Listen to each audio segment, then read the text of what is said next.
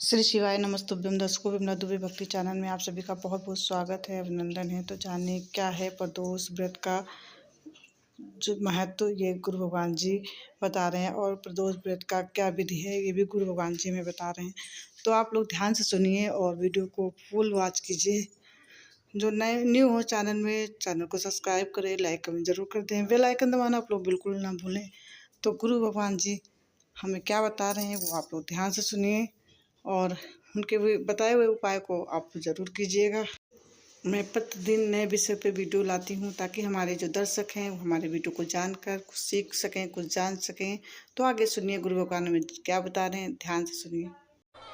जिस प्रदोष व्रत का हम वर्णन करते हैं, जिस प्रदोष के दिन का आपको बधाई कल हमने दी थी कि प्रदोष की आपको बधाई हो। प्रदोष शाम का जो समय होता है, प्रदोष काल जो होता है, उसका वर्णन जब हम करते हैं, ये प्रदोष की पूजन का विधान किसने बनाया, ये प्रदोष की पूजन का नियम किसने बनाया, ये प्रदोष की संध्या काल का, प्रदोष के समय का पूजन का विधान कौन बनाया, ये प्रदोष के समय पर एक बेलपत्र चढ़ाने का विधान किसने बनाया, प्रदोष के समय पर एक समीपत्र चढ़ने का विधान किसने बनाया। प्रदोष के समय पर अगर मान लो कोई भिखारी से भिखारी व्यक्ति भी है जो ठेला चला रहा है, उसके पास में खाने के लिए कुछ नहीं है, फटे कपड़े पहन रहा है, उसकी जिंदगी में कुछ भी नहीं बचा और कर्जे में लदालूम हो गया, एक चावल का दाना अगर वो प्रदोष के दिन, प्रदोष काल में शाम के समय पर शंकर के शिवलिंग पर चढ़ा देता है तो 3 या 4 प्रदोष में उसका कर्जा चूकना प्रारंभ हो जाता है। प्रदोष का विधान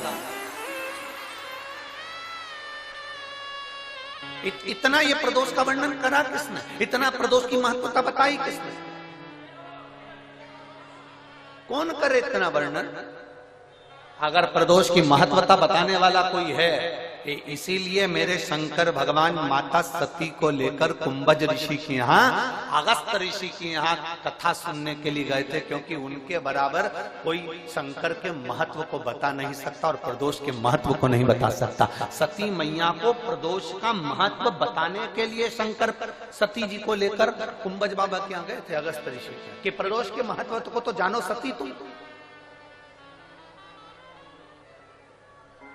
तुम प्रदोष के महत्व को तो सती जानो, तुम प्रदोष के महत्व को तो सती पहचानो कि प्रदोष का महत्व क्या होता है, प्रदोष काल का महत्व क्या होता है, प्रदोष के समय का महत्व क्या होता है। जिस समय पर सूरज डूब रहा हो, चंद्र प्रकाशित हो रहा हो, दोनों का मेल हो रहा हो, ना तो पूरा सूरज डूबा है, ना पूरा चंद्र आया है, ना पूरा अंधेरा है, ना पूरा उजाला है, उस समय को प्रदोष काल कहा गया, उस समय को प्रदोष का समय कहा, प्रदोष काल कहा। अब कई लोग हमसे कहते हैं गुरुजी आप हमको प्रदोष का समय बताया करो कि प्रदोष काल किसको कहते हैं, प्रदोष का समय किसको कहते हैं। अब एक बात हम आप सबसे कहना चाहते हैं, जितने लोग आस्था चैनल पर सुन रहे हैं, जितने फेसबुक यूट्यूब पर सुन रहे हैं और जितने रेवाड़ी की इस पवित्र धरा पर कथा को सुन रहे हैं, आप सबसे एक बात कहना चाहेंगे। अगर हम समय देखकर बताएं आपको कि शाम को 6 बजे, 6:30 बजे, 6:30 पे लेकर 7:30 के बीच में ये समय है, या 5:30 से लेकर 6:30 तक का ये समय है, या हम तुमको बोल दें कि इतनी बजे ये समय प्रदोष काल का रहेगा या इतनी बजे ये समय रहेगा, तो देखिए कभी कभी ठंड का समय आता है तो दिन जल्दी ढल जाता है, कभी कभी गर्मी का समय रहता है तो दिन बहुत लेट ढलता है। इसलिए समय की गणना से मत चलो, आप तो ये अंदाजा लगाकर रखो कि दिन ढल रहा हो,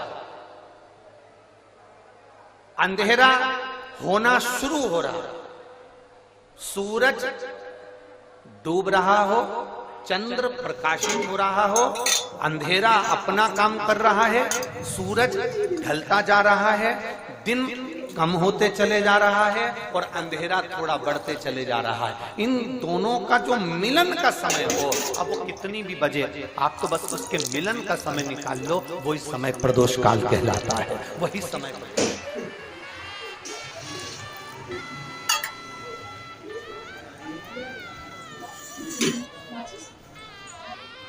अब प्रदोष काल की पूजन का विधान किसने बनाया, कोई आपसे पूछे तो क्या बताओगे, जम के बोलो जल्दी से। कौन ने बताया था? अगस्त ऋषि। सबसे तो दर्शकों, आप सभी को ये उपाय अच्छी लगी हो तो ज़्यादा से ज़्यादा शेयर लाइक कमेंट ज़रूर करें और बेल आइकन दबाना तो बिल्कुल ना भूलें। तो नेक्स्ट वीडियो में आप सभी से फिर से मिलती हूँ, तब तक के लिए आप सभी से नमस्कार, प्रणाम।